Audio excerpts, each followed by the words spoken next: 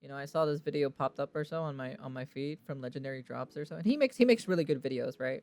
Like I said, I always put the people's channels or so in my description or so, so people can always like go subscribe and like and go watch their videos on the situation on the matter or so, right? Or whatever they're going to be talking about. I do have to say though, I'm kind of interested to see because it's another Ubisoft thing, and I'm kind of curious what's been happening or so with Ubisoft again. Let's just talk about it again, because it's almost like we talk about Ubisoft like almost every single day, every single week, every single month. We're everybody's basically milking fucking Ubisoft so hard for that revenue money because Ubisoft is just making free content for everybody. It's just what it is, right? I have ascended! I have communed with the dark spirits in the night to be able to gain the ability of the Death Touch, where I can make a YouTube video about a game company and its downfall, and a couple weeks later they're selling off. Man. Well, I think some of this news is sudden and maybe even shocking to some people. If we look at the history of Ubisoft over the last couple of years, it all makes sense. The situation at Ubisoft is far more dire than people imagined. And with that, they keep doing the same thing over and over again and somehow believing that it's going to change things, but it's not. Now we're talking about releasing 10 Assassin's Creed games in 5 years. Because... yeah, it's like... So 10 Assassin's Creed, right? 10 Assassin's Creed games within a span of 5 years, right? That's two Assassin's Creed games every year. God, and I thought Call of Duty was bad at milking their franchise. Holy shit, dude. Two goddamn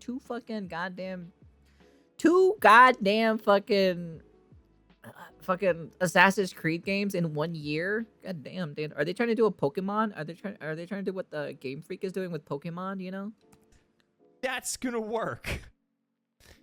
Man. So today what I want to do is I want to talk about how Ubisoft has likely lost more than they're actually worth. And somehow, it's our fault. Remember when I talked about in that last video how pushing... Okay. Yeah. It's totally our fault. We're the ones to blame for Ubisoft's like basically downfall. Everybody here in chat, everybody here in my comment sections on YouTube, everywhere on the internet, it's your guys' fault. Every gamer out there that has criticized Ubisoft, it's your guys' fault that Ubisoft is going downwards. It's your guys' fault. It's all of our faults. Assassin's Creed Shadows to a later date was only to give them more time to ruin their image. Yeah. Whether it's investor calls, internal memos leaking, developers speaking out online, insiders calling for comment, the story behind Ubisoft is rapidly worsening, and it's only just begun. Following the tepid reception of No, it's your guys' fault, chat. It's your guys' fault that Ubisoft is failing. It's you guys. It's not Ubisoft. It's you guys.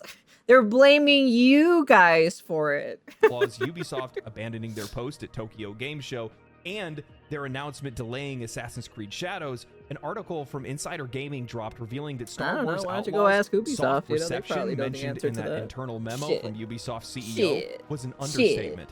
Star Wars Outlaws had in fact only sold 1 million copies in the month since its launch. Ooh, goddamn, dude. Only 1 million copies? Damn, dude. Ugh. While 1 million copies is a far better performance than, say, Sony's Concord, True. it isn't all that different when neither game turns a profit. 1 million copies sold can be a triumph for an indie or a AA game, especially when considering the modest budgets those projects often have. However, the scale at which AAA games are developed changes that equation entirely. These games, particularly Ubisoft's latest entries, are produced with far larger budgets, often exceeding $100 million for development alone. Or apparently what I've been hearing too, apparently Concord's cost or so was more than 400 million apparently. It could cost you more than $400 million in my personal opinion. I'm just saying, Factoring in marketing, which can often rival or even exceed the development costs, and you're looking at games that are costing nearly $200 million or more. I mean, we just saw Sony invest $400 million into Concord. It was actually a little bit more than 400 million. Yeah. I've heard that it's actually a little bit more than 400 million. Invest that much money into a project, selling 1 million copies becomes a catastrophic failure, especially when you're using a coveted IP like Star Wars. Even then, on top of that, right, Concord was charging you money to play their hero shooter game, you know? And then also on top of that, right, they're in a market where hero shooters are free to play, you know? You have Overwatch, you have the new Marvel game, you know, you also have fucking Apex Legends, which is a hero shooter as well, you know? And these are all free to play. I think there's like 2 more too. I can't think of them off the top of my head or so, but they're mostly free. Compared to Concord, they charge you $40 just to get in and to play the game, you know? And I assume they're probably going to add a battle pass to it. They're probably going to add skins in a shop and a shop or something in the game too. They're probably going to do something like that, you know? I'm just saying. Falling short here in sales doesn't just sting, it delivers a crushing blow to Ubisoft's already shaky financial standing.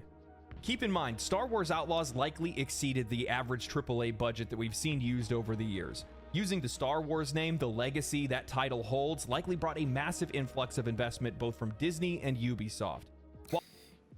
Yeah, but like only selling 1 million copies in the first month or so.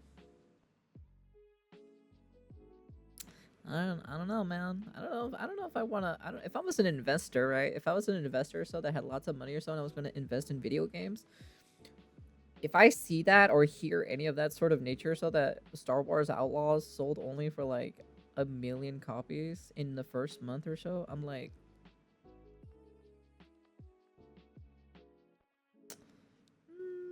really?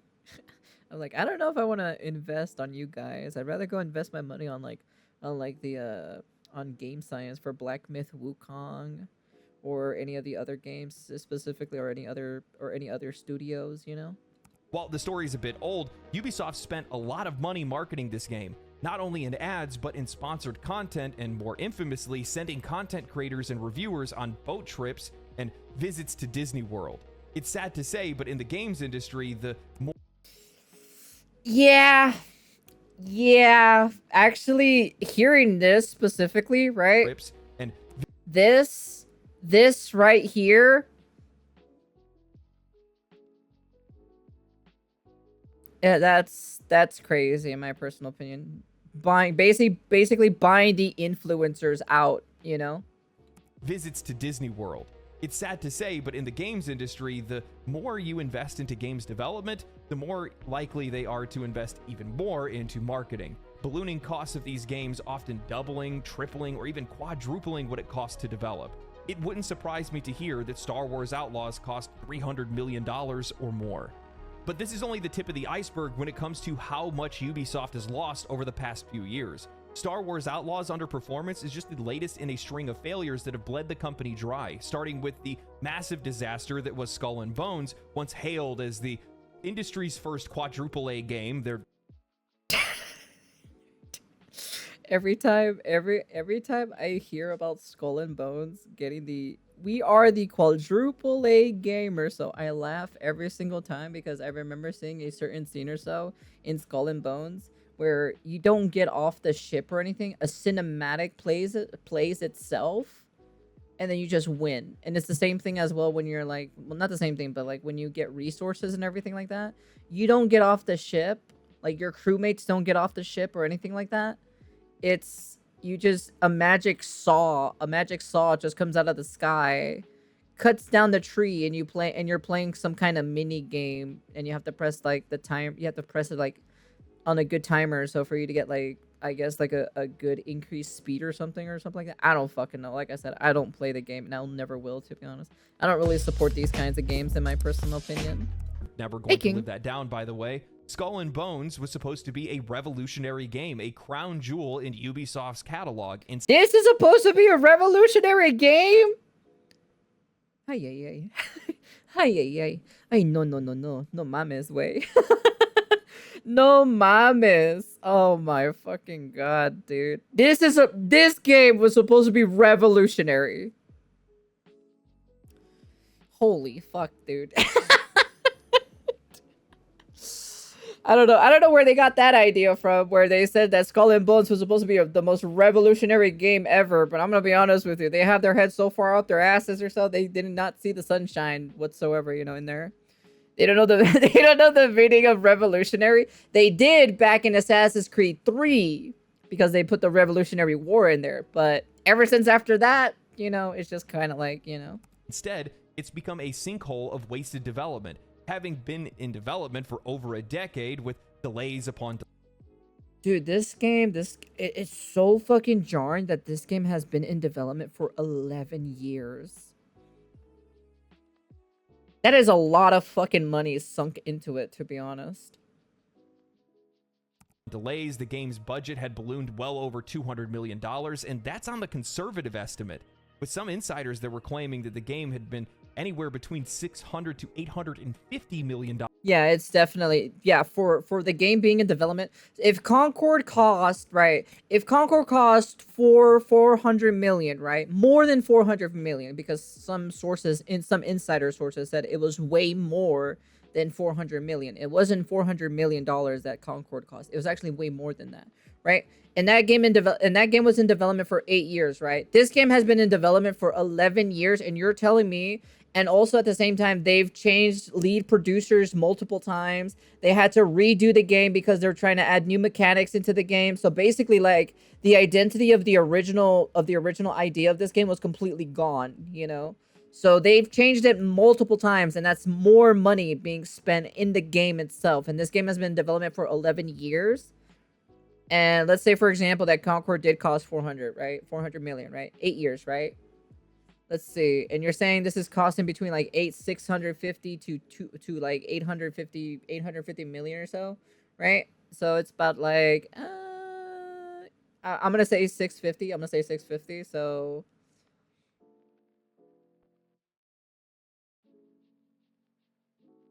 yeah. So it would be 100 million every year after the 8-year development, you know, because Concord took 8 years. This game took about like 11 years, right? 8, 9, 10, 11. Yeah, 3 extra years. So it's like 100 million on top of that. So it'd be probably between like 700 million or so, maybe 700 million on the game. I'm just taking a rough estimate guess or so that, you know, this quadruple A game costs about $700 million, you know? So, and like I said, it's fucking crazy in my personal opinion to fucking hear and see that this fucking Ubisoft, like Ubisoft in general, is spending that much absurd money or so on a game. You know, it's crazy. It's honestly just fucking crazy. Dollars invested into it. The game has become a running joke of the industry with no end in sight and no. Well, this one, and also Concord. Concord was also a joke as well in the industry, like way bigger than fucking Skull and Bones. But Skull and Bones kind of kicked the bucket first, you know. And then Sony was like, hold my beer, I can do worse, you know? No clear path to success. It stands as a testament to the incompetence of modern-day Ubisoft. But it doesn't stop there. Ubisoft also had disappointing returns from Prince of Persia: The Lost Crown. Despite leveraging nostalgia and a beloved franchise, making a actually unique game, they failed to capture attention in sales. Initial trailers and gameplay footage were met with lukewarm responses, and when the game... The only reason why this game got a pretty like meh response, you know, a pretty mid response, is because it's made by Ubisoft, you know? If Ubisoft was not publishing this game and this was a different studio making the Persia game, right? The Prince of Persia game, I think it would have done pretty fucking well in my personal opinion. But since it's made by Ubisoft, and Ubisoft has been a complete joke because Skull and Bones came out first, and I think the Prince of Persia game came out afterwards. I think, if I remember correctly, right? I might be wrong or so on the order of release or so. Then, well, Lord to behold, you know, what do you expect, you know? The people who basically were interviewing, especially like the people or so who were doing Skull and Bones, saying that yeah, this is a quadruple A game, that just left a bad taste in everyone's mouth or so, and left a really bad publicity for Prince of Persia. Game finally launched, it quickly became apparent that the price of the game didn't match up with consumer Hey, expectations when beloved games like Hollow Knight, Dead Cells, Blasphemous, and more are sold for half of the price or even less. Wait, how much is for this game? Wait. How much is for this game? The Prince of Persia game? They're saying that it costs way more than Hololive and not Hololive. I mean fucking whatever the other game are called. The other Metrovania style games. Let me see. Prince of Persia. It's what is it? Is this one or so? Is this the game itself? It's $40. This game costs $40, and then Hollow what? Hollow Knight.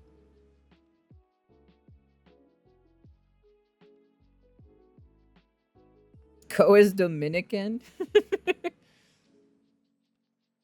Hollow Knight is like $15, and it's the same type of concept with Prince of Persia.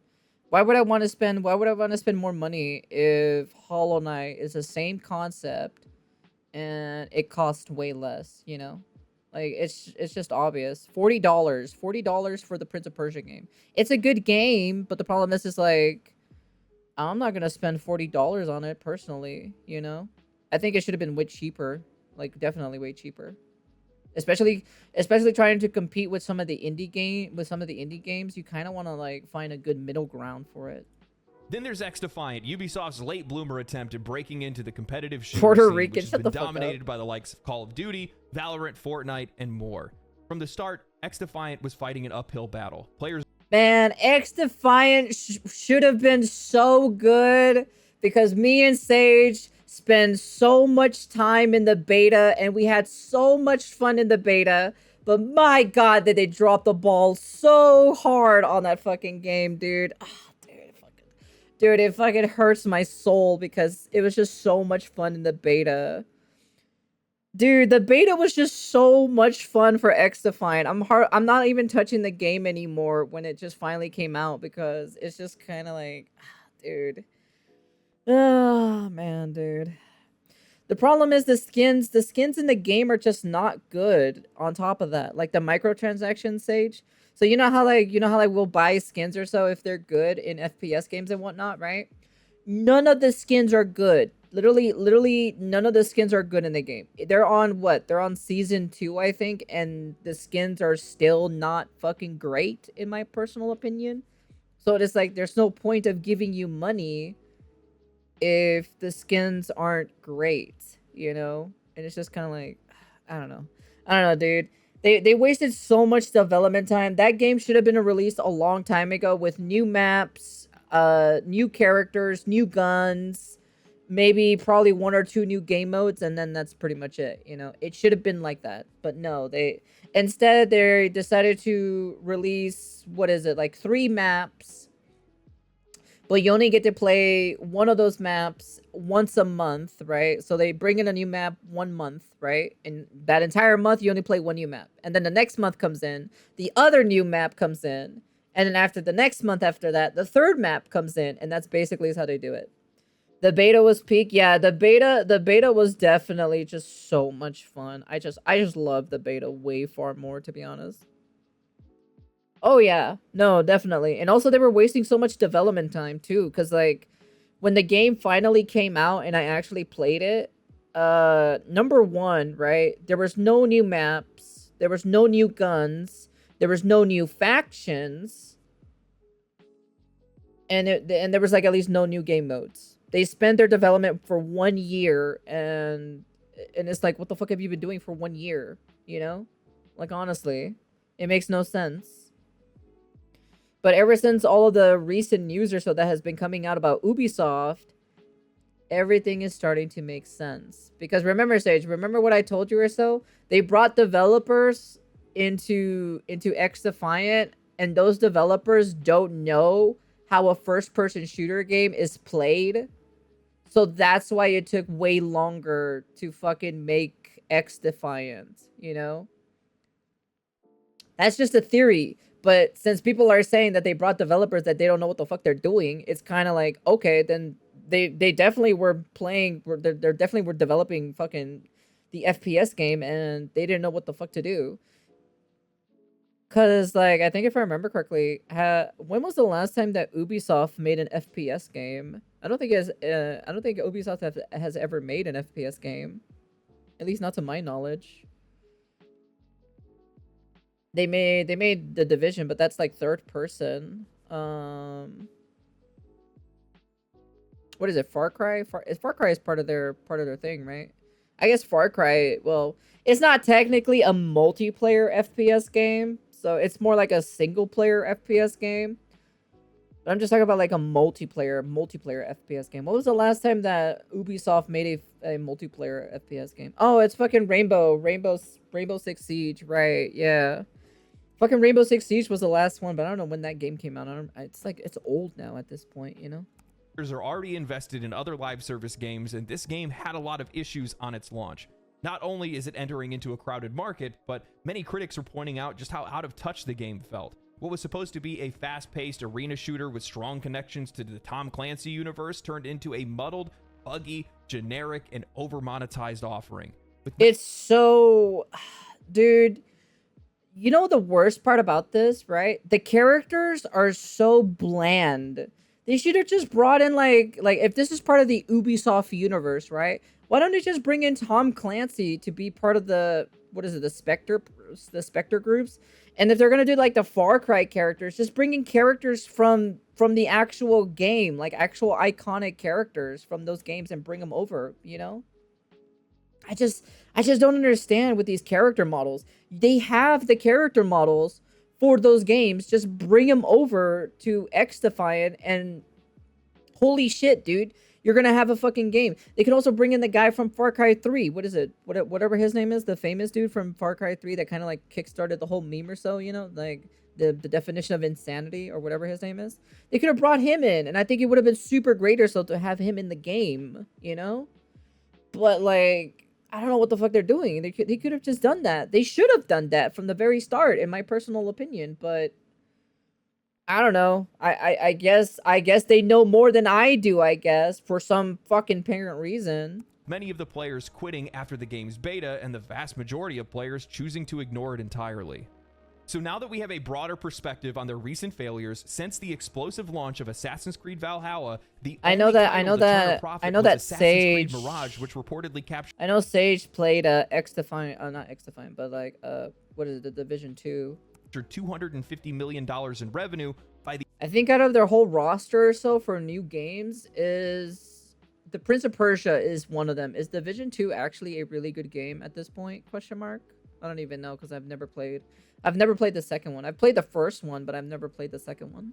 At the end of January 2024, meaning that with all of Ubisoft's failures over the past few years, if we combine them all together, it is well within reason to assume that a company, as of recording this video, that's worth $2 billion, likely blew more than half of what they're worth today over the past few years. Jesus Christ. To me, Ubisoft has been irrelevant for over a decade. That's the whole reason why I made the video that I did, because I saw a lot of people that were upset about Star Wars Outlaws, Assassin's Creed Shadows, and I was like, I just don't care. And then when I thought that, I was like, I wonder if there's a bunch of people that feel the same way. There you go, the downfall of Ubisoft. Yep. It's just I honestly, I'm gonna be honest with you. You make shit products, you know. I'm just like, why would I want to spend my money on? Like, I haven't spent money on an Ubisoft game since what? Since Division 1. But like, I bought it for like $5 or something like that, and that's pretty much it. The last time I spent like $60, like a full price game or so, was Assassin's Creed Black Flags.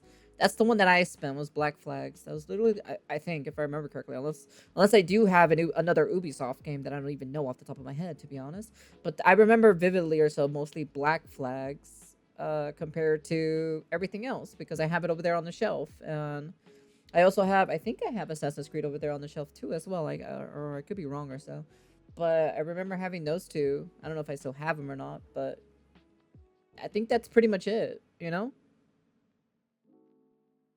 it is a very shame. It is very a big shame or so to see, the company who made, the original Assassin's Creed games, you know, and they did a couple Tom Clancy games. I think they did a couple of them too. And well, Lordy behold, what the fuck is going on here, So That's where the idea came from. Nobody is buying their games. Nobody wants their games. They may want the Tom Clancy or they may want the Assassin's Creed, but the minute that you see the name that's attached to it, you know to expect the most generic experience possible.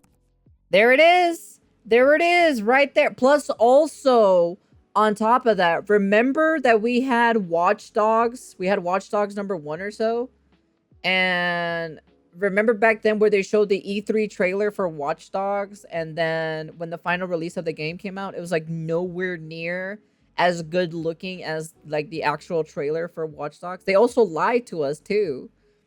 They lied to us ever since Watch Dogs 1, I think where Watch Dogs 1 came out, right? I think that was actually the turning point or the pivot point that started the downfall of Ubisoft. Ever since Watch Dogs 1 was basically, you kicking a pebble down the mountain and then you creating an avalanche afterwards, That pebble literally started the entire downfall of Ubisoft. There is an intersection between product and art that video games dwell in, and Ubisoft takes the product part of that the most seriously and throws away the video game part of it, or throws away the art part of it. Mm-hmm. They don't make they make video games. They don't make profound interactive experiences, interesting characters, or great stories. They make factory-made games that are aimed at the mindless masses. That's what they're perceiving. That's the target audience that they're looking for. They've said so much in some of the comments that they've made. When you spend hundreds of millions of dollars, even billions of dollars, making the bare minimum viable product, meanwhile, your competitors, Tears of the Kingdom, Elden Ring, Ghost of Tsushima, are delivering 5-star cuisine, what do you think is going to happen? I feel like this is all common sense, but that won't stop them from blaming us. In a now deleted post from LinkedIn, Stevie Chissard, monetization director at Ubisoft, wrote about the recent events and conversations surrounding the company, saying, "I rarely post on social media, but today I'm sad, ashamed and sad. The gaming industry is rough at the moment. We all know it, but seeing how gamers react on social medias, wishing ill fate to companies and people alike, is sad, and not only towards Ubisoft. Even though it's always the vocal minority that express themselves on social media, I was hurt and ashamed to be a wonk wonk wonk. Let me play on the most smallest violin for you, Here. I'll have Mr. Krabs do it for you. Here, hold on. I got you. Hold on.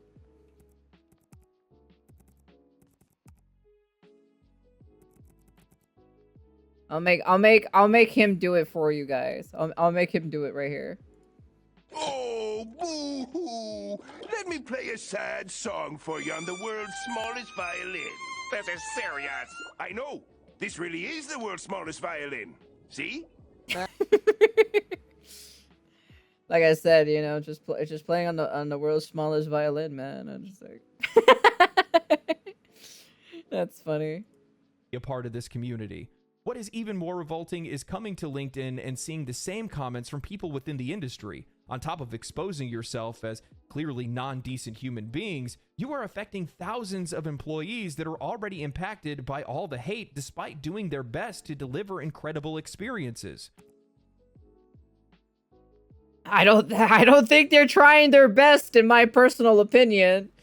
I think because I know Sage has played a lot of Ubisoft games, so I'm kind of curious what Sage thinks about most of the Ubisoft games. I'm kind of very curious what he thinks about it because he's played a lot more than I have when it comes to like certain Ubisoft games.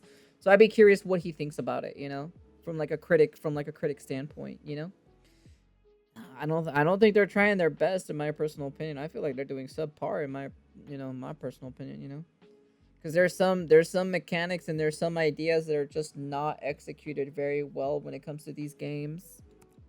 How can you wish a company to fail simply because they do not cater to you, or that the product does not please you is beyond me.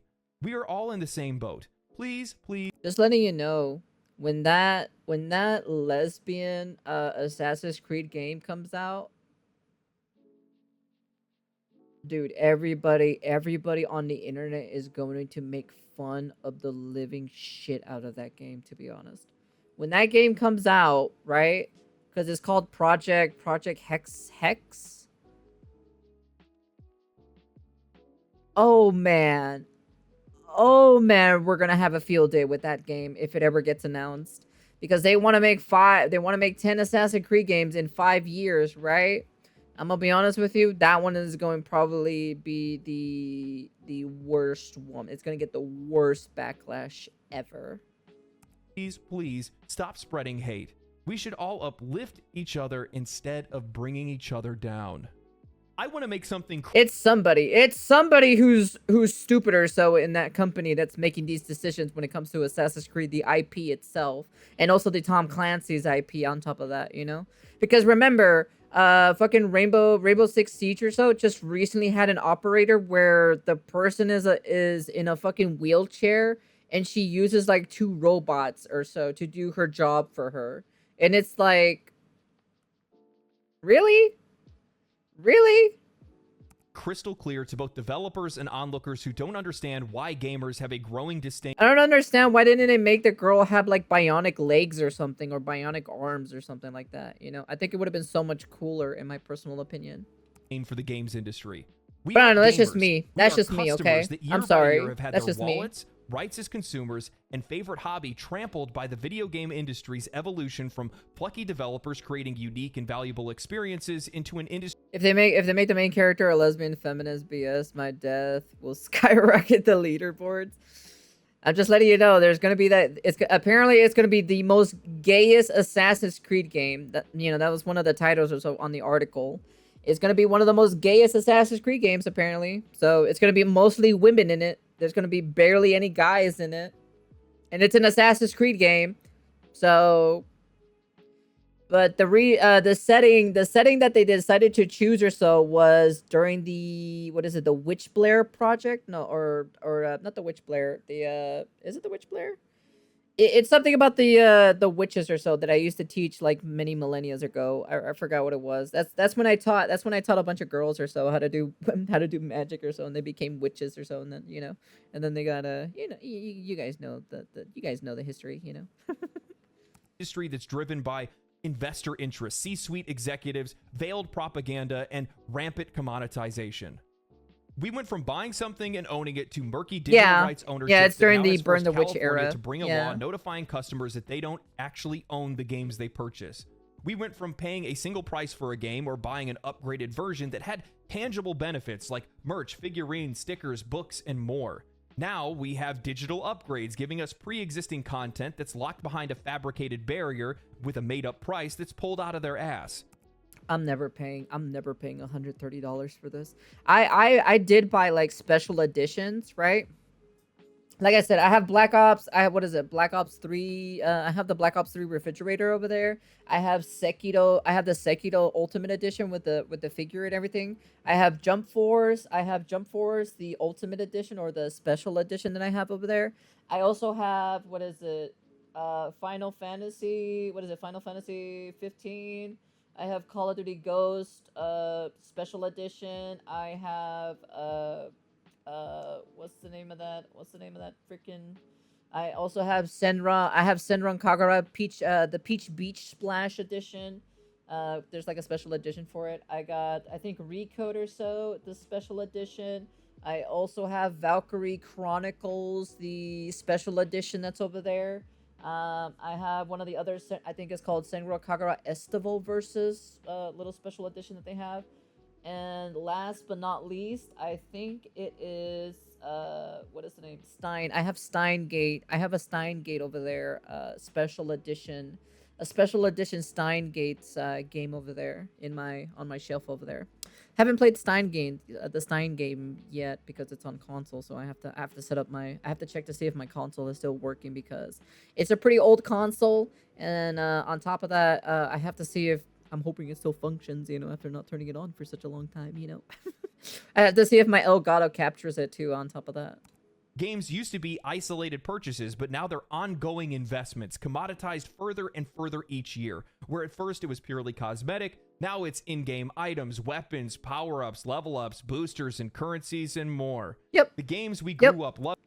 Don't forget, they sold exp like increase or so in, I think, in Valhalla and was it Odyssey, right? For the weird Roman or Greek one or whatever it's called, you know, that one. Loving the games that shaped our taste, the games that carry some of our fondest memories have turned into a shadow of their former self, steeped in greed and narcissism. Casting our attention aside and searching for the mythical modern audience. Twisting beloved characters to suit modern agendas, censoring games and watering down creativity, lowering the overall quality of their games while asking for higher prices. Yep. Developers who claim to appreciate us, journalists who wrote for us, now chastise us for not blindly following them into the dark. Yes, the gamers are mad, and you shouldn't be surprised when they laugh while you're failing as they pull the knife from their back.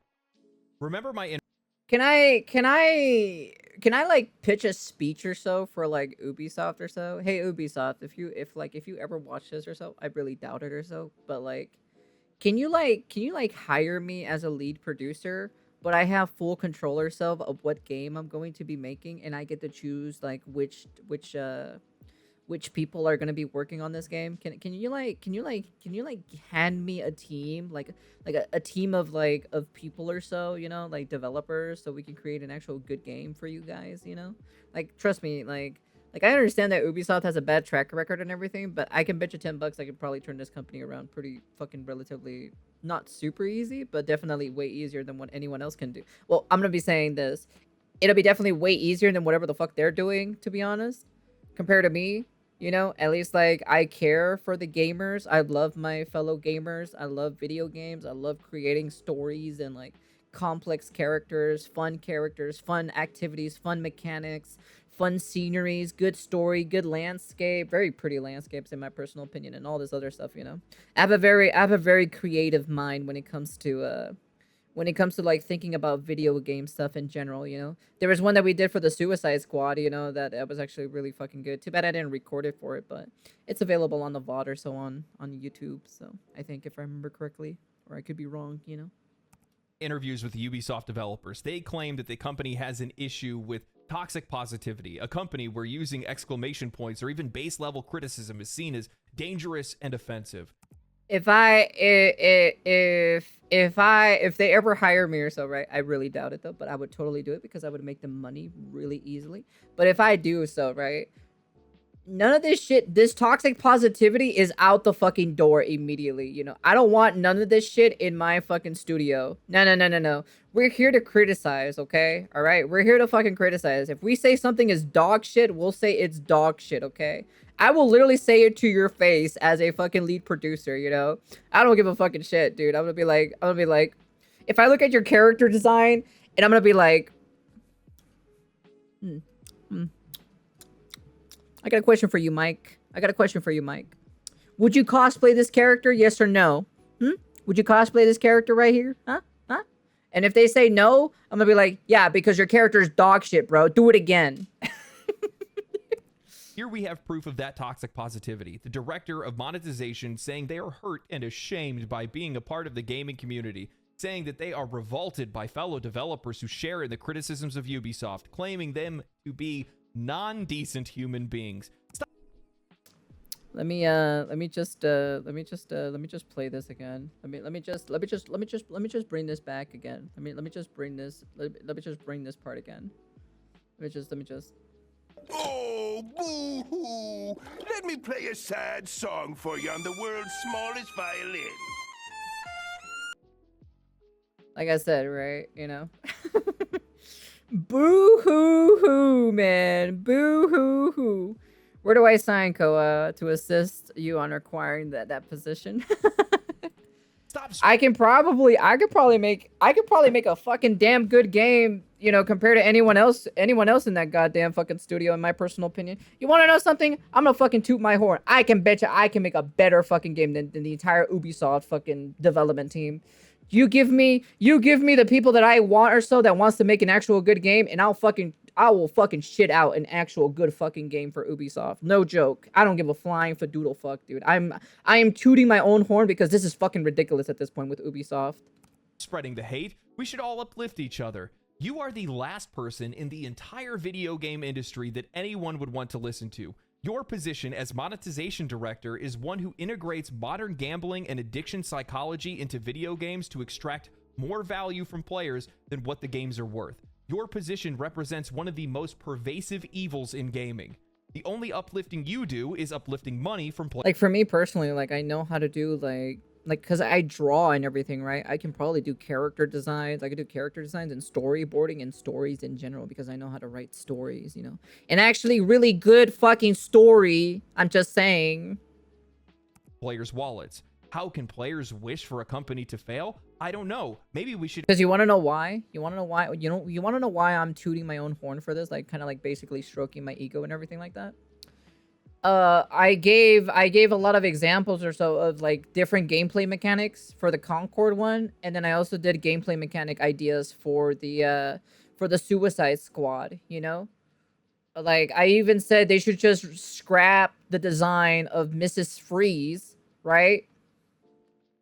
And you know how I would design Mrs. Freeze, right? If they're really adamant, right? They're super adamant or so on becoming like Mr. Freeze is becoming a female, right? Bro, just make basically a version of XDeath, you know, a version of this girl, you know, as Mrs. Freeze, you know, just make a really good hot version of her. And fucking people will probably play the game. And then instead of having a female in the ice chamber thing, just have a guy or so in the ice chamber where Mrs. Freeze is trying to find a cure or so to help her husband, Mr. Freeze, you know, without Mr. Freeze dying, basically, you know? Like, literally, this is basically, like, my recommendation. I would make, since, like, ice characters, you know, are usually sometimes they're, you know, when it comes to the females anyways, it usually kind of shows more elegancy and beauty, you know? So I'm just kind of like, well, you know, maybe you can do something like this for fucking, you know, for the Suicide Squad one.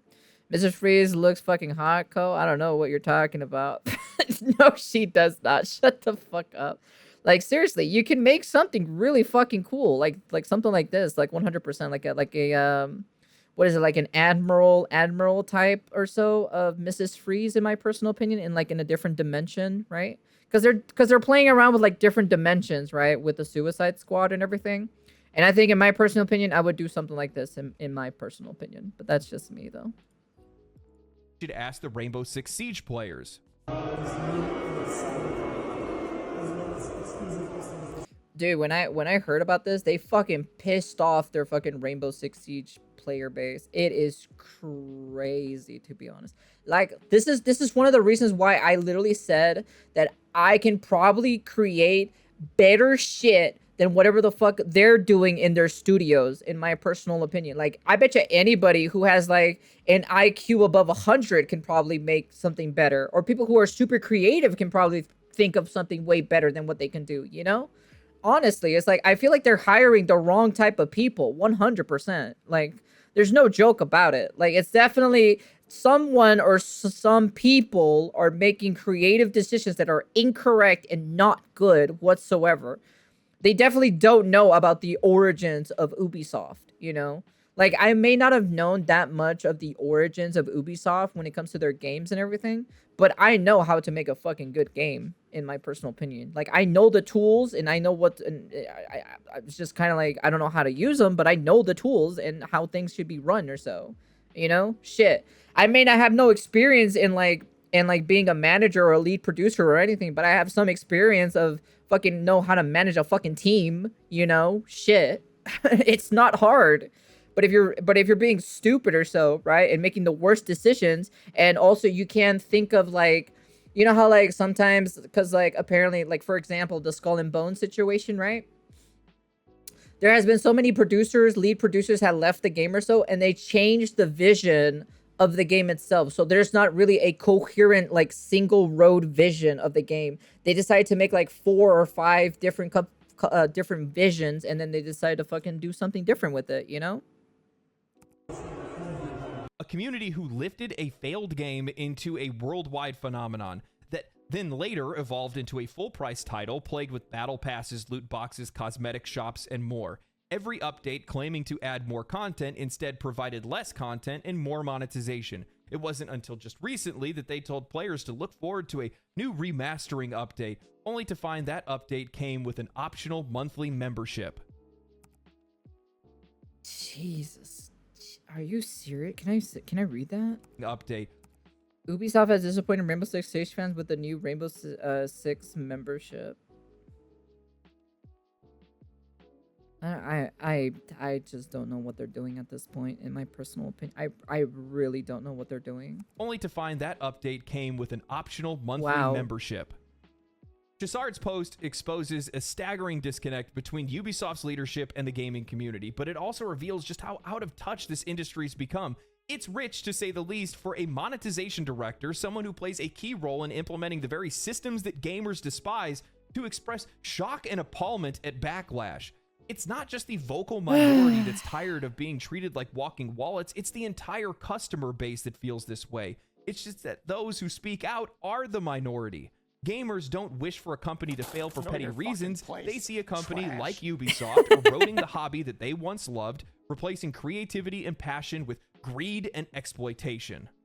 How do you expect goodwill when every decision that you make is a thinly veiled... The only reason, so I wanted to talk about this, right? Because I talked about how I was stroking my ego and everything. I always keep my ego in check 100%, but at this very moment right now, this is the only, it's a very few and a rare times where I say I show my ego being more massive than theirs. Because you want to know something, this specific scene or so that's happening right now with Ubisoft, it's justified, because what the hell are they doing over there? Like, what are they doing? Like, seriously, it's not rocket science to make a good video game, but for some apparent reason, they're not understanding the concept or so of an actual good video game. I just clearly don't understand what's going on here, you know, with these guys. It just makes no sense. It's not hard to make a good, actually good, fun game, you know? I just don't understand. Attempt to nickel and dime the very audience that you claim to be serving. This is a company that holds no respect for their customers, and with that mindset, you are bound to fail. I love that every single time these developers receive any sort of criticism for failed projects or obvious malpractice, they want to appeal to empathy. Your words are affecting the developers that are working hard. They're trying their best to bring you the most incredible experiences. And your job as monetization director stands in direct contrast to that. You're not a creative. Why are you pretending to represent them? If anything, out of anybody, you should understand what's going on more than anybody else. You're on the money side of things, not the creative side, and you should understand that business is think cold so? and unfeeling. This is a transactional relationship. This idea that customers somehow need to care about how hard you work or that you gave it your best. We don't. At least their head is screwed on tight when their players started complaining about the boycotting because of their skin. It's just the people complaining about the skin though. Hoyoverse just makes really good games at the end of the day, right? They're gacha games, right? But they're still good games compared to what Ubisoft has made, you know? I don't think Ubisoft even wants to make what you would call good video games. Well, too bad. I guess they can just sink at the bottom of the sea, you know? Like I said, you know, I don't like tooting my own horn, but, you know, because I like keeping my ego in check and always be grounded all the time. But this is the one time I'll let my ego go wild or something and be like, yeah, I can fucking make a better video game than these guys can, like 100%. So don't care. You're asking for my money, not for my empathy. This isn't a charity. Players will be there to celebrate when your games succeed, because your game succeeding means you brought a product into the market that valued their time and money. They will celebrate when your games fail because they did the opposite of that. They were trash, and we don't want trash. Yep. But somehow they think that we need to be the ones to soak it up. We still need to release pay the for it. medal. We still need to feel bad and try to support them regardless, even though they delivered something that wasn't worth our time or money. This isn't No Man's Sky and Hello Games buckling under the pressure of consumer expectations. This is the used car salesman that rolled back the odometer and knows that that car is going to break down in 100 miles. Yep. This company has no footing here whatsoever, and they will get no empathy. Sure, you guys can feel sorry for him if you want. I'm sure there's some people that do. I Me? don't. I'm just gonna sit back and watch him struggle. Desperation. Tap is into the perfect Latina word to Asian describe bloodline. Ubisoft and what feels like their death throes. Not only do we have the monetization director pleading for sympathy, obviously trying to protect their own position or maybe find some future employment, but we're also seeing a steady stream of leaks revealing Ubisoft's increasingly frantic plans. It's clear that the company is scrambling, trying to salvage what's left of its reputation and finances, but every move they make seems more misguided than the last. Take for example, I don't know who they're listening to for these like guidances and everything, but they gotta stop listening to them 100%, you know? the latest report from Tom Henderson of Insider Gaming saying that Ubisoft is planning on releasing 10 Assassin's Creed games over the next 5 years. Sure, it's likely to include VR and mobile, but even so, it's as if they've completely misunderstood the meaning of insanity. Their games are underperforming. Their once proud franchises have become stale, and they're literally what's his name? His name is Voss, right? Voss Varga, right? From the guy from Assassin's not from Assassin's Creed, but from Far Cry 3 or so. They're literally basically being like him right now, you know? They're literally going crazy, you know? The actual definition of insanity, you know? They're actually going crazy. formulaic design has left players feeling exhausted. Yet the solution to this is to pump out even more of the same games? What is the strategy behind this? Rather than innovating or addressing the core issues that have drove fans away, they've chose to double down on a formula that no longer works. Flooding the market with 10 new Assassin's Creed titles in just 5 years is only going to desensitize customers, diluting what remains of any goodwill that's out there. Oh, dude, if they actually release like 2 Assassin's Creed games in every year or so for the next 5 years, it's done, dude. It's over. Like I thought Call of Duty was bad milking their franchise every year, but these people trying to milk their franchise 2 times a year is even worse. Especially making a mobile game of it, making a VR game of it, probably remastering old games as well to bring it back to new.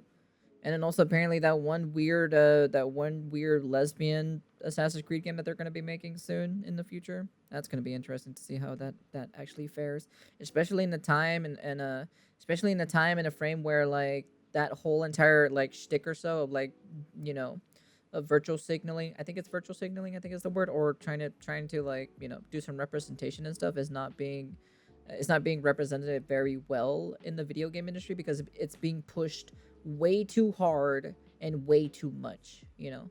It's gonna definitely not do very well with this game. Like 100% it's not gonna do well. Then there's Assassin's Creed Shadows, which is delayed until February, a clear sign that this game is not ready for launch. Now we're just hearing that they're planning on putting in a co-op mode late in development.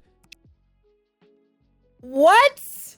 Wait, what? No fucking way. No way that they're making co-op mode for this game? Oh my fucking god. No. Oh, I have to send this to my friend. I have to send this to my friend. No fucking shot, dude. No fucking shot, dude. Actually, no fucking way. There's no way. There's actually no way.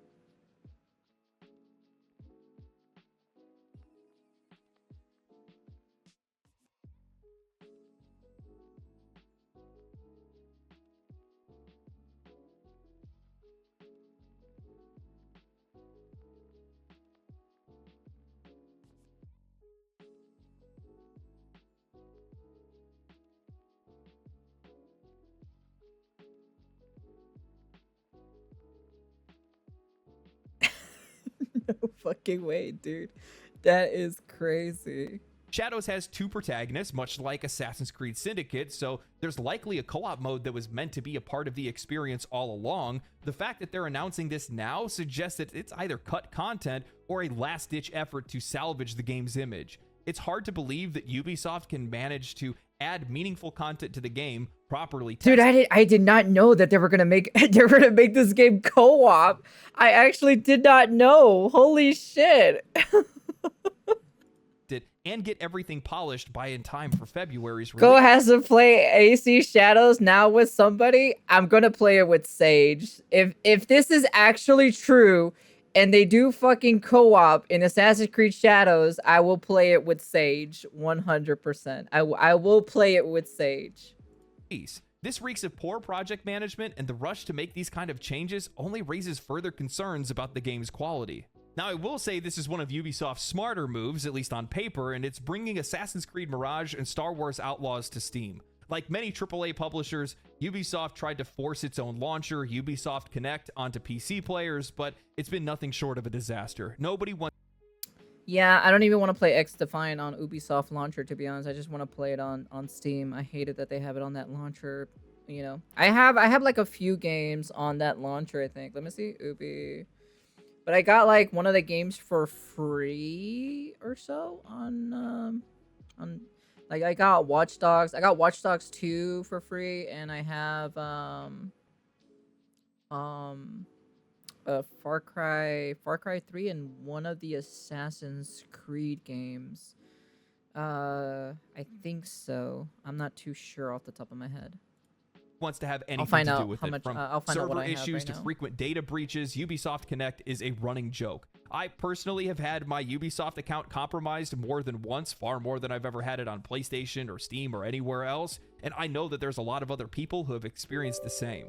Oh, it's sorry. baffling that a company that is so obsessed with That's me, profit not you, would so. keep their games off of the largest gaming platform in the world, only to crawl back to Steam after years of failure. Once again, Man, dude, Steam. Yeah, Sage. Yeah, I just heard the news just right now in this video that Ubisoft is adding co-op into the Assassin's Creed game on the one game that we were talking about last time. So, are you ready to play it with me, Sage? Are you ready to play it with me when it comes out next year? Oh man, dude. Oh man, that's gonna be that's. I'll play it. And we're gonna make fun of it 100%. We're gonna make fun of it. Like, I recommend no one else buy it. You know, just watch me play it. And we're just gonna literally just make fun of this game. Like, overall. and Gabe Newell does nothing and his competitors come crawling back. That's so true. Gabe Newell doesn't do anything. Steam always wins every time, you know? Steam wins every goddamn time.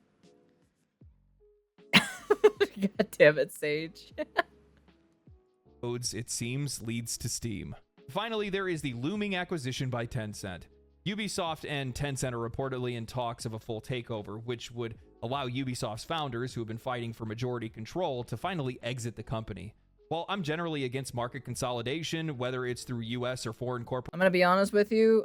I'd rather not have Tencent take over this company.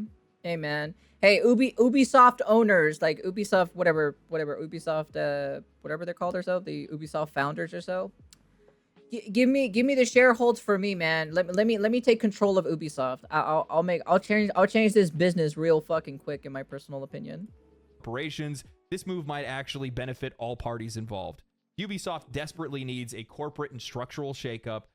Oh, yeah, Sage, I have a question for you. Since you played a lot of Ubisoft games, what are your opinions on some of the Ubisoft games?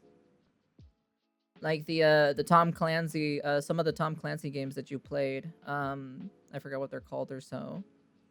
Nah, man, let me take over Ubisoft. Trust me, Sage.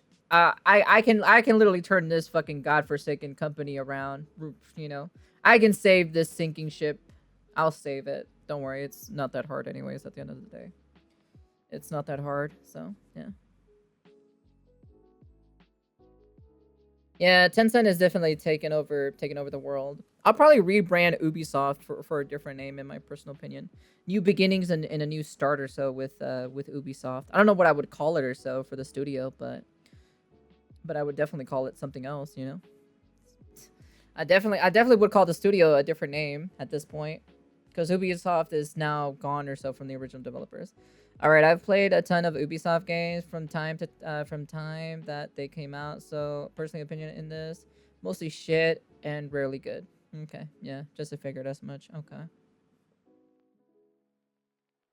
No, at least sell the Splinter Cell right before closing. No. Just give me full rights and full control or so. Give me the founders of Ubisoft. Just hand it over to me, and I can literally turn. Like I'm only tooting my own horn. I'm only stroking my own ego because Ubisoft has made an entire shit show of what they've done this year in the past couple years, ever since Watch Dogs 1. You know. But they got the game right. It was so good. Oh really? Yeah, like I said, like honestly, like I can literally like I don't Sage knows exactly that I don't like, having a massive ego or anything like that, but this is the only time I'm going to do it because you want to know something? I'm super fucking confident that I know I can make a better game than any of these guys in my personal opinion.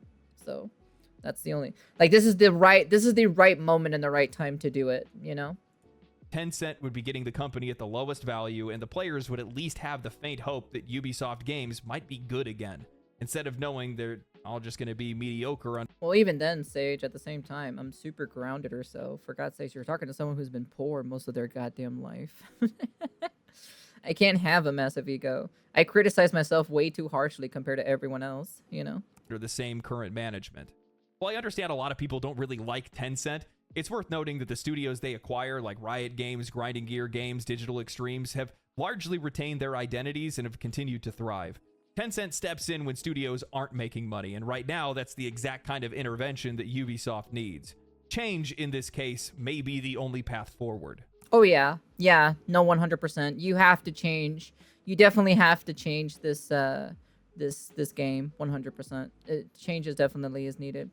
We can count on Sage to check Ko, make sure Ko's ego never reaches KSI levels. Bro, I am never going near the levels of KSI. The only time I'll ever do it or so is just this moment or so, because Ubisoft is completely like for God's sakes, they're completely going downhill with everything that they've done so far. So it's just kind of like, I'm like, I might as well do it. I don't really do it. Honestly, I don't even show my ego whatsoever, because I criticize myself super hard when it comes to everything. Everything. When it comes to videos, the content that I make, the drawings that I make, the animations I used to make, anything. I always criticize everything and be like, this should have been better. This should have been that. That should have been this. This should have been that. I should have done this. I should have done that in this direction and that direction. It's basically like that. I criticize myself way too harshly, to be honest. Nah, we both ground each other, so it's good. It's like one of us. It's like if one of us got a lot of attention, we can count on the other to ground us. Yeah. Hey, Milk, how you doing there, hun? Yeah. Like even then, right? I go up to Sage for like mostly like consultations and like opinions and like everything. I always. That's the only reason why I hang out with Sage quite a lot. It's funny how mad KSI is right now because his recent song feedback. Oh yeah. Yeah, because it sounds like the Fortnite national anthem, right? For his KSI song. Yeah, I remember that. In the end, Ubisoft's tale has become a tragic one, marked by a clear disconnect between the company's leadership and the players who once celebrated their games. Their reliance on tired formulas, their over-reliance on monetization schemes, and the company's inability to innovate have left them, unable to maintain relevance in a rapidly evolving industry. What once was a leader in creative open-world experiences has become a symbol of corporate greed, churning out soulless products that nobody wants. As they continue to fumble their franchises, alienate their audiences, and drown in poor management decisions, it's hard to imagine any future of Ubisoft that doesn't involve massive change, whether that's through acquisition or collapse. When you stop making games people love and start making products designed solely for profit, you can only sell out so long before there's no one left to buy in. 10 Assassin's Creed games in 5 years, dropping co-op into Assassin's Creed Shadows only 4 months before the game's launch. What are you thinking? Dude, that is so crazy to hear that they're adding co-op in this game. And then on top of that, they're making 10 Assassin's Creed games for 5 years. So basically, like, I did the math, and it's 2 Assassin's Creed games every year. Two Assassin's Creed games every year, chat. 2. There's probably going to be one at the beginning of the year, and then there's probably going to be another one at the end of the year. Dude, that's just crazy. Our games aren't selling. We need to make more of them. Pump them out. 10 games in 5 years. You're out of your mind. I actually do feel sorry for the Ubisoft developers. It must feel like they're working at a sweatshop right now. When it comes to, for me specifically, if I took over Ubisoft, we're not doing fucking 10 Assassin's Creed games for the 5 years. No, we're not fucking doing that. Like, immediately, no. Now, it has to be like that yes dear meme that you always see. We're making another Assassin's Creed game. Yes, dear. Why wouldn't you just slow down your content cadence? Look for the issues that you have, listen to player feedback, and then iterate on your design in a way that you can actually bring something. I have a question. For those who played like Assassin's Creed games. Was there any like choice dialogue that kind of like affected the story in Assassin's Creed games? Has that like ever happened or so? Can you guys confirm to me, like, has that ever been part of the game or no? Because I don't even know, because I've only played like Assassin's Creed 3 and Assassin's Creed Black Flags. Those are the only ones I've ever played in my entire life, to be honest. So I feel like that would probably be something really cool to do or so. Add where like your choices like kind of like affect the story or so in Assassin's Creed, you know? Like I understand like these games are supposed to be like supposed to be historically accurate, right? But I would love for me, like if I was the lead producer or so for like Assassin's Creed, I would love to see like a kind of like a what if kind of scenario, you know, what if you did this, you know, what if you do that, you know, and it did a different outcome, you know, for Assassin's Creed, you know. I definitely wouldn't call it historically accurate now at that point, you know. I probably could call it historically fantasy or something like that. You know, that would be pretty cool in my personal opinion, right? I don't know what you guys think about that, you know, to add it into the formula for Assassin's Creed games. I think there would be a few more things that I would probably change or so, that I'm trying to remember, that I'm trying to think off the top of my head or so.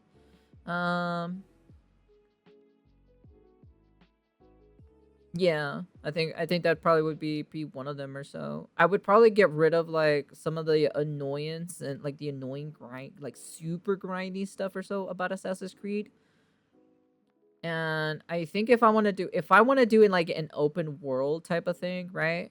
I'm definitely wouldn't do like a Valhalla kind of type of thing. I'll try to see if I can think of like maybe a certain setting. Assassin's Creed Odyssey got dialogue options and different endings. It lacks depth though. See, that's the problem right there. For me specifically, I would give it more in depth or so where like it changes something like historically, you know, in that video game, you know, because I'll call it historically fantasy, you know, historical fantasy or so, because it's not real. It's historically somewhat accurate if you play like if you choose the certain dialogues or so, it'll play out the same way as history.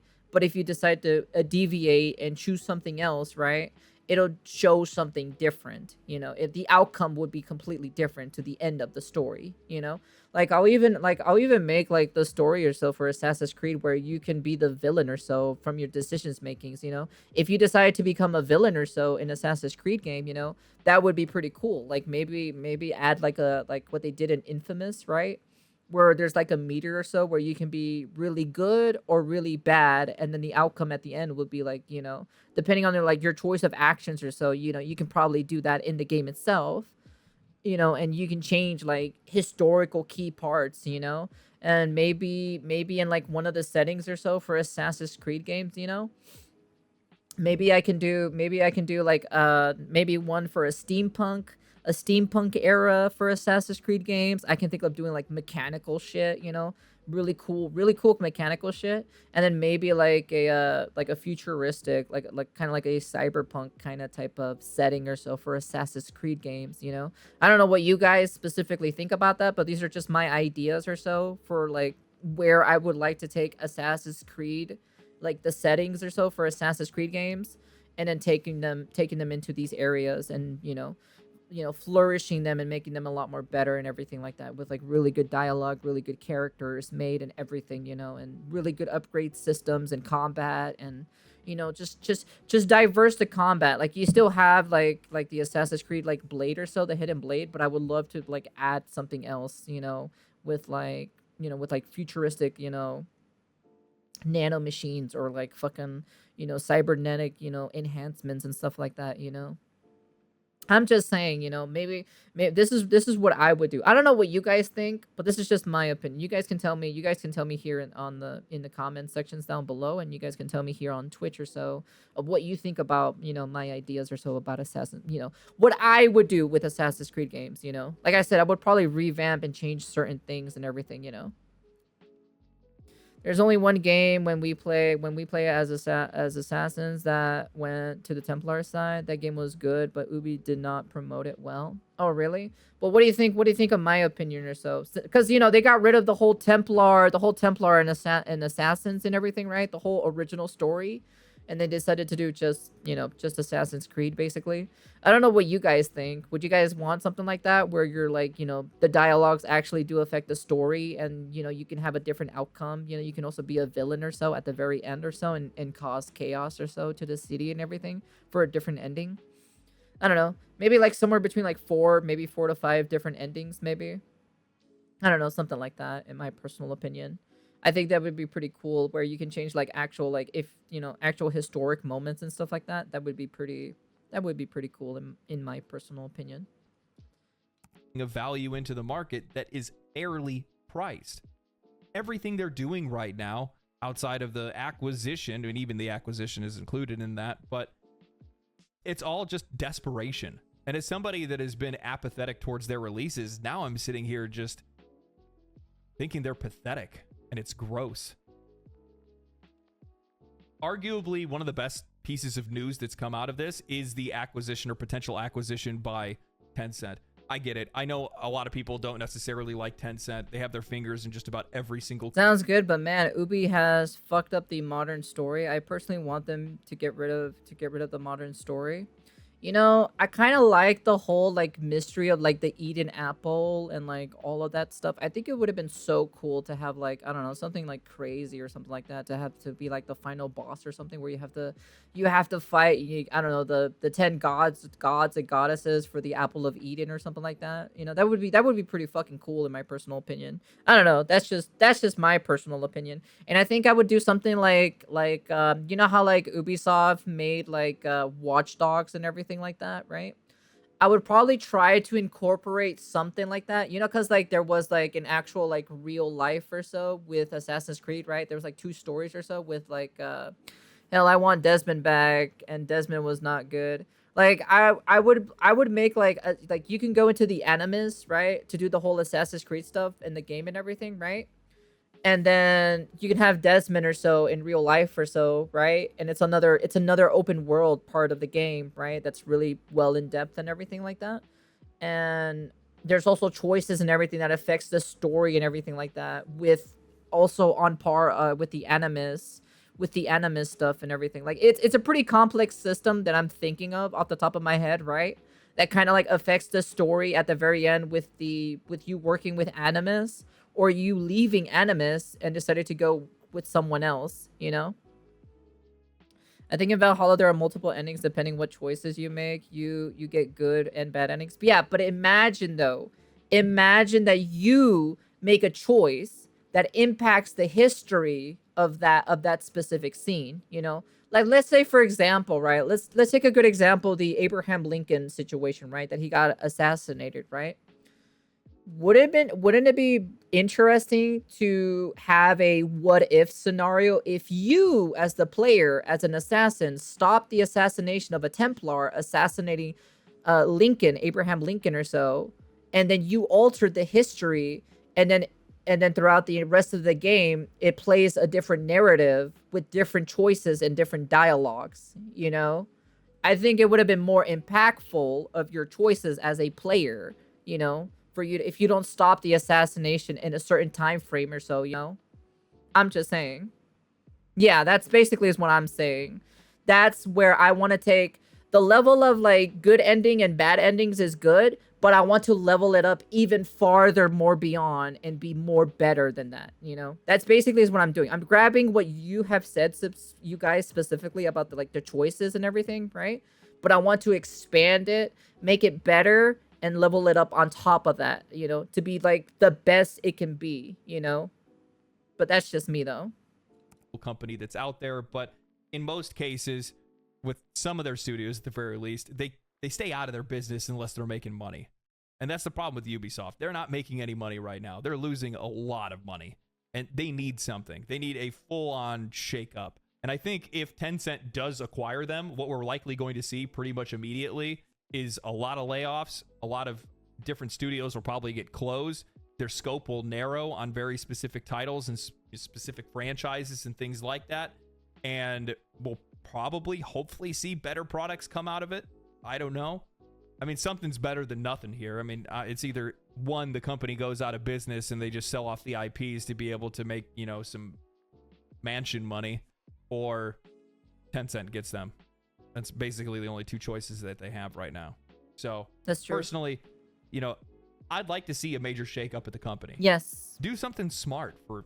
Sounds cool, but you have to change how the Animus works, because you can't really change history by reliving memories of your ancestors. Yeah, I would have to like basically do like a retelling or so from like, you know, or maybe just have an incorporation or so where, you know, the Animus has evolved or so, where you can actually change history and everything like that, you know, and it affects the future, you know. So like I think that would be really cool in my personal opinion, you know. And then like in each iteration of like the game or so, right? Let there be like, let's say for example, right? I made Assassin's Creed the Revolutionary, you know, like, or whatever the fuck the, not the Revolutionary War, what was it called or so back then or so during the time or so during Abraham Lincoln's days. I guess it's kind of has the revolutionary in it, but kind of not, in my personal opinion.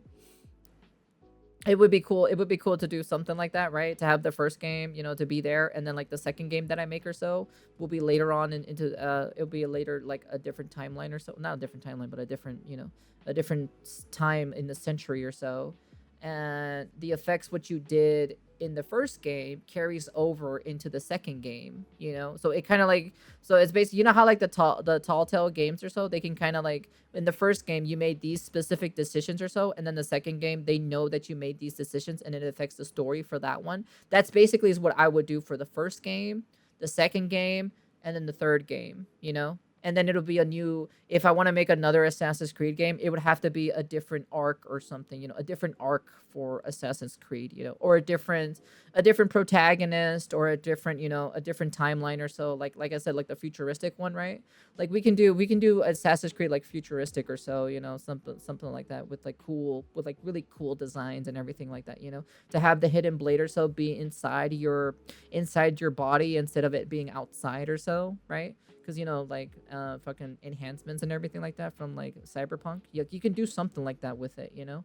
And like all of these other cool wacky designs that I can really do with like futuristic stuff, because you have a lot of creative freedom or so when it comes to like futuristic stuff, you know.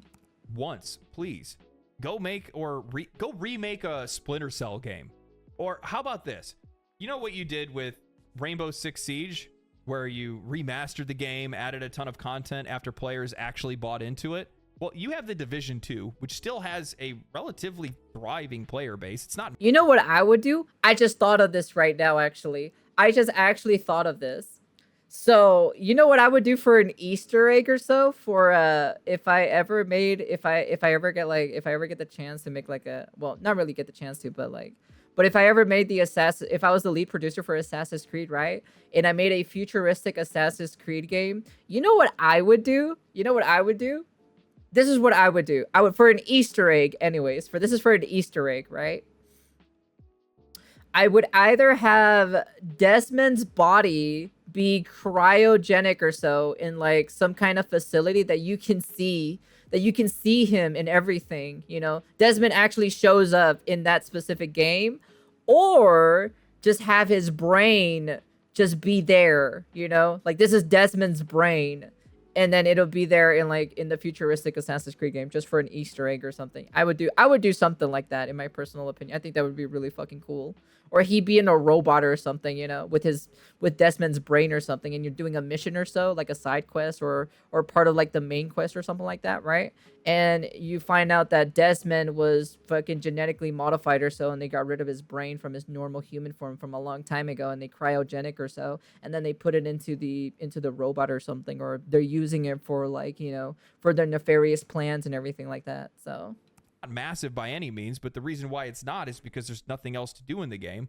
Why don't you guys throw a new coat of paint on that game? Give it a remastering and then add some new content to it. I would guarantee right now, if you just announced out of nowhere that we're going to do a Division 2 expansion, people would lose their minds. It's easy money. I need to run a video game company. They obviously need the help right now. That's all I can say. I thought I was done with talking about Ubisoft for a while. I at least thought they'd give me like a month before they do anything else stupid, but, you know, I guess that's not how this game works. I mean, I'll keep covering it as long as they want to keep putting it out, but yeah. Anyway, I hope you guys enjoyed the video. I've been enjoying watching this downfall, that's for sure. Yep. I got some other games to get ready to play.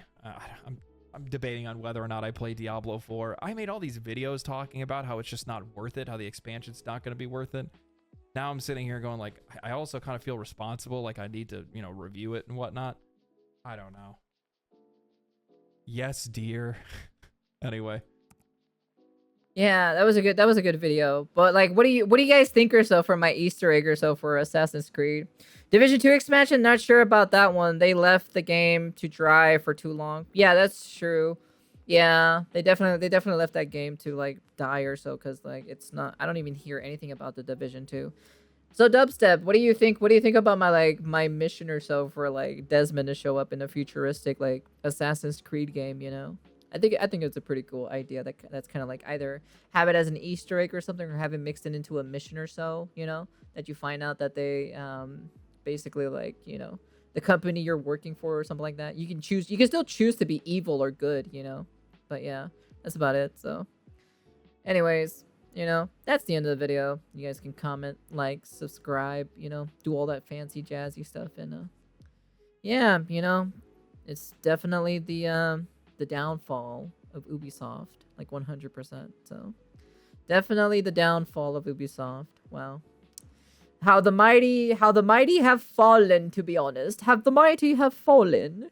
The mighty has quite fallen indeed. It is very quite interesting indeed. And at the end of the day, all I have to say is I can make a better game than they can. Damn. I guess it's time for me to open up. I guess it's time for me to open up a fucking game studio as well, chat. I guess it's time for me to open up a game studio. That's the end of the video. And peace.